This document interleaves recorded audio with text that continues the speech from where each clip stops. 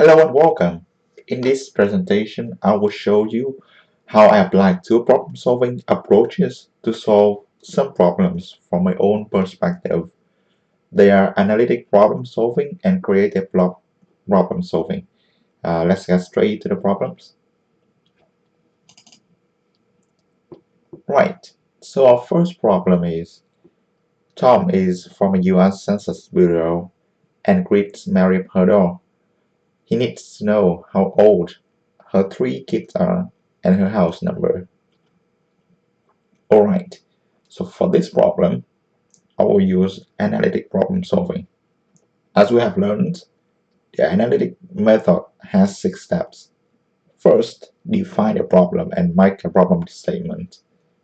In this step, we restate the problem we are solving.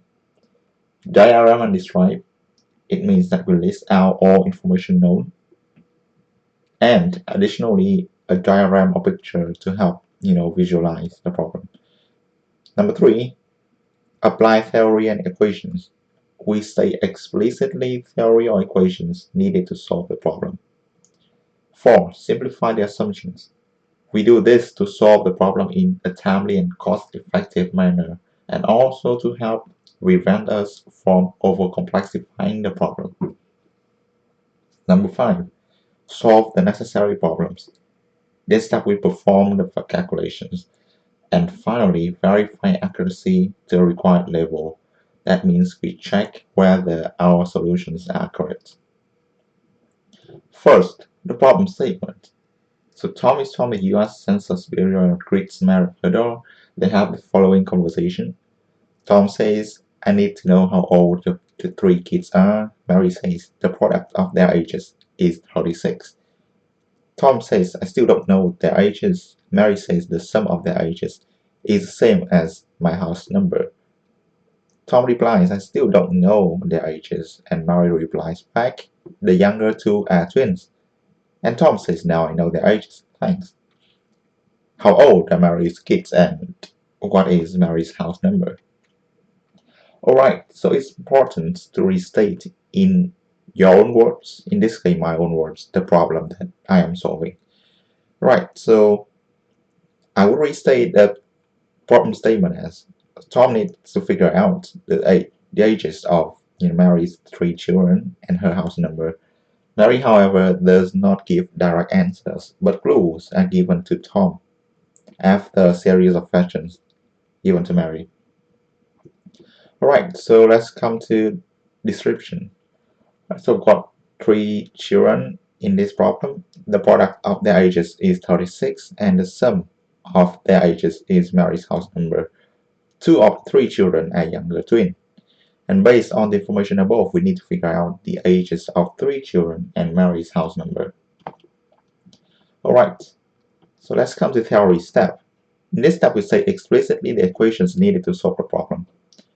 So will that x, y, z be the ages of the first, second, and third child respectively? Then we have x times y times z equals 36. X plus y plus z equals Mary's house number. And one of the 3 conditions have to be true. Either x equals y and y less than z, or x greater than y and y equals z, or x less than y, y greater than z, and x equals to z. Alright, let's come to the simplifying assumption step. So, human age in general context can only be a natural number, that is a positive integer. Mary's house number can also only be a natural number. Generally, ages for children should not exceed 18, so after 18 is the point where we consider them as adults, and we don't call them kids or children anymore. So, finally, there's a twin, meaning that we can simplify to 2 variables instead of 3 variables. We have x, y, z. Now we can simplify them to x and y, to x and z because x equal to y. So we don't need to consider y in our equations anymore. Alright, so since we have x equals to y previously, combined with all the assumptions we have formed, we get these equations. So x squared, meaning x times z equals 36. X squared plus z equals a natural number, which is also Mary's house number, and x has to be less than z. Since x squared times z equals 36, x should not exceed 6 because 6 squared is 36 already. Also, z should not exceed 18 as discussed previously. So 18 is the largest number we can consider as, children's age. We can try x for each value from 1 to 6 and then solve for z. Only pairs where x less than z is accepted. So after a series of, trials, we can arrive at this solution: x equals to 2 and z equals to 9. Right, in other words, the age of the younger twin is 2 and the age of the remaining child is 9. And Mary's house number is 13 because 2 plus 2 plus 9 is 13. Alright, so let's verify the accuracy of our solution. Now that we have the solution, we can confirm it by plugging it into the equations we set up in the theory step. The solution is verified when all the equations are satisfied. We recall our equations: x times y times z equals 36, x plus y plus z equals Mary's house number, and x equals to y and y less than z, or x greater than y and y equals to z, or x less than y, y greater than z, and x equals to z. Alright, so letting x equals to y equals to 2 and z equals to 9, we have 2 times 2 times 9 is 36. That's correct. 2 plus 2 plus 9, a positive integer, which is also Mary's house number, and either one of these three conditions have to be correct.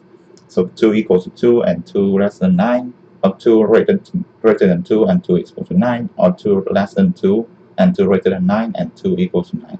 So we can see that, 2 times 2 times 9 equals 36. Indeed, it's true. 2 plus 9, 13, which is a positive integer, and 2 is equal to 2, and 2 is less than 9. That's correct. So, in conclusion, after all the steps, we have the age of the younger twin is 2 and the age of the remaining child is 9. Mary's house number is 14. Alright, so let's come to the second problem. In this problem, we have this statement: college students often have trouble waking up for early classes. We need to develop a system that will guarantee that the students wake up and attend classes.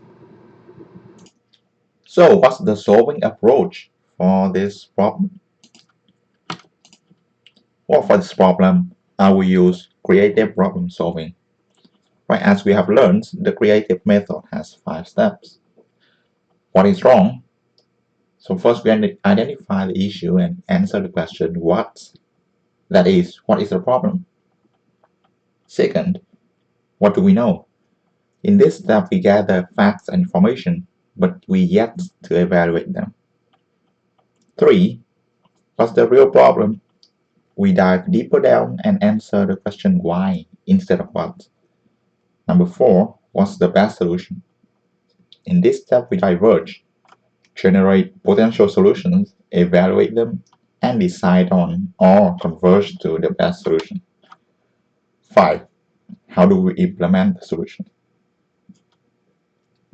Right. So first, what is wrong? So the problem is college students often have trouble waking up for early classes, and we need to develop a system that will guarantee that the students wake up and attend classes.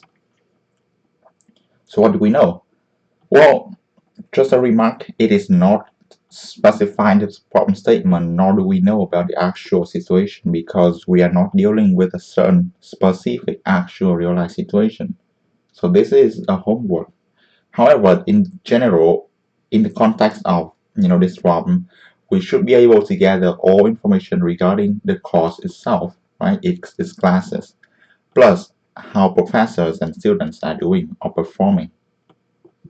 Information includes average number of attending students or average attendance rate, the starting time of this course's class workload to typical students. For example, a typical student has X lessons per week, Y homework per week, and Z chapters are covered in a quiz. And then we also know about average performance of the class. So, assuming that we have got all the information above, what's the real problem, right? We aim to answer the question why. For example, we try to understand why is the attendance rate low?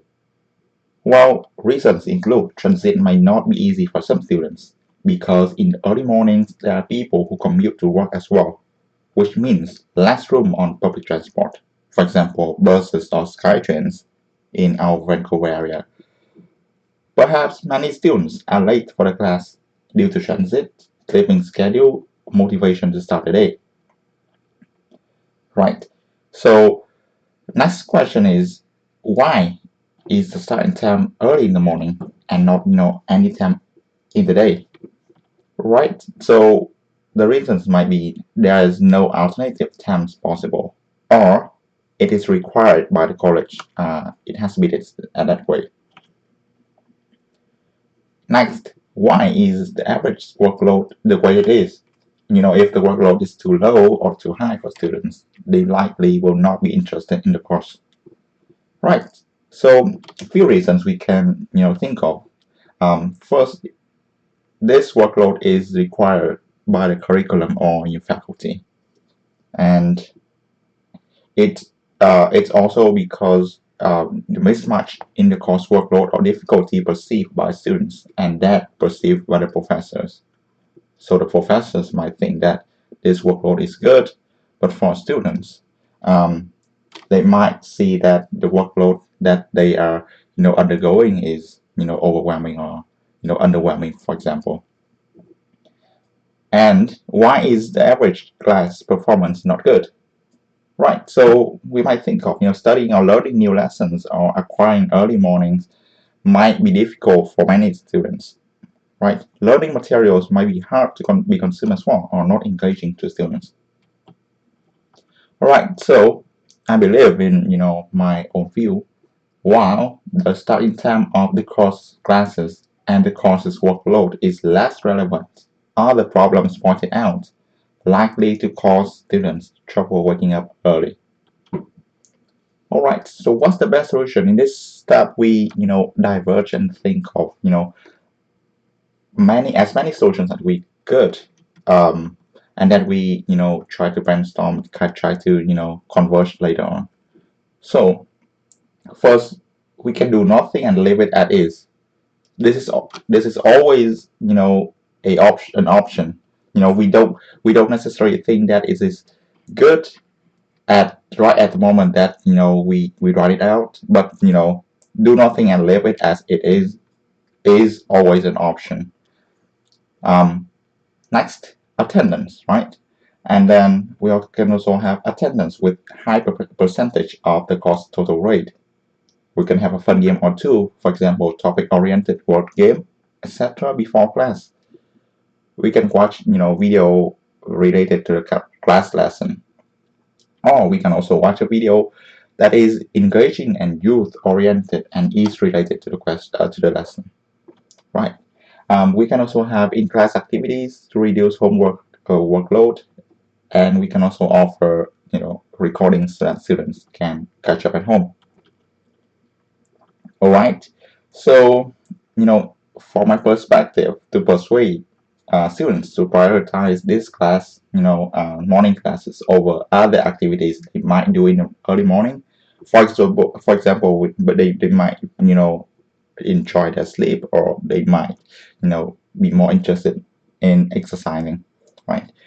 So we need to come up with things or activities that might interest them more than the existing activities do. I believe this is a logical way to converge to one or some optimal solutions from a list of diverged solutions. From there, we can select or circle or underline a set of solutions that would best solve what we discussed in the section What's the Real Problem? Alright, so let us try to diverge to some good solutions from the list that we just put out. All right, so first, do nothing and leave it as it is. All right, this is the least likely that can solve our problem at all. So, this is certainly not the best solution we are looking for. Attendance. Well, this is already common to college classes, right? And having attendance might create, an urge for students to attend, but, we can do better. Next, we have attendance with high percentage of the course total rate. Right, this is a common fix for the above. Because higher percentage in many senses increases the significance of attendance perceived by students, especially when compared to other items like assignments, exams, and quizzes. This can help with our problem. However, in my view, this solution only touches the surface of the problem and doesn't address some deeper problems we pointed out. We can have a fun game or two, maybe topic-oriented word game, etc. before class. So games can relieve the serious feeling of the course.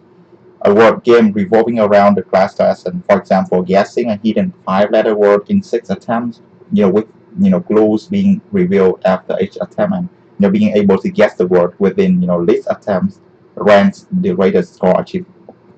That game is easy to understand and could be played by everyone. This can greatly improve class engagement. Even before class or maybe after class. Right? Watching a video related to class lesson. Right? Videos could be great to draw attention if the content is engaging for students. Speaking of engaging, right? We could let students watch video that is engaging and youth-oriented and is related to the lesson. This narrows down the set of videos that we should choose.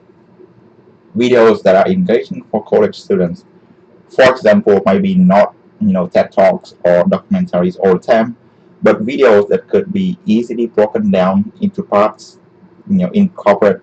They should be short length or medium length, and they incorporate funny or amusing or familiar images or assets that are linked to popular things of of pop culture or memes. Um, Such videos may require more effort to verify credibility of the content, but on the upside, they could bring about a more joyful experience, which would help relieve the serious feeling that some courses might have.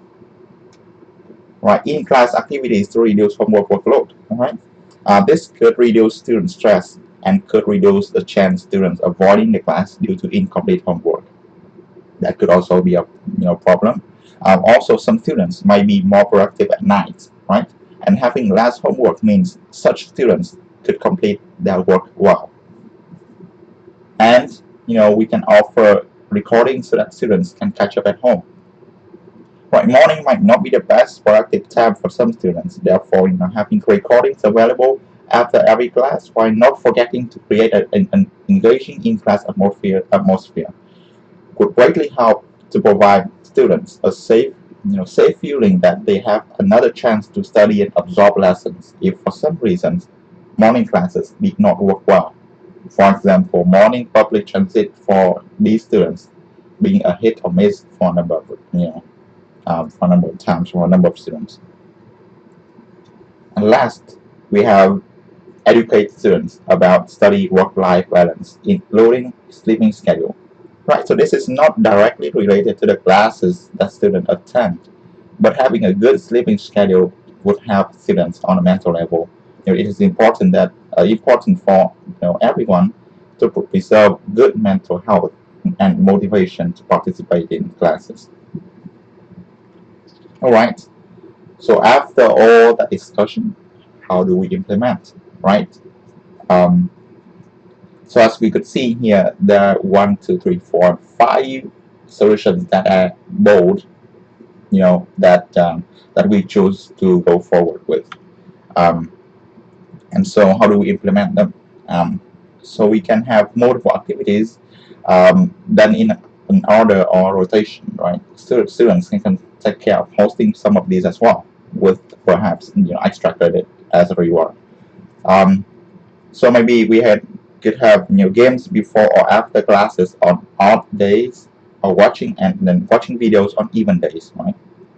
And we also occasionally sharing or encouraging everyone to share your study work life balance and how everyone managed in the past week or the past few weeks, um, you know with regard to the whole study work and life balance, right? And who attend these activities regularly are rewarded with something. For example, extra credits, or maybe food and drinks. Everyone can enjoy this stuff. Right, so last we come to evaluate the solution. So attendance rates and class performance should reflect as our solution impacts positively or negatively. So after implementing this solution, we can follow and check the attendance rate of the class and class performance, to see if our solutions are working or not. And that's it for my presentation. Thank you very much for watching.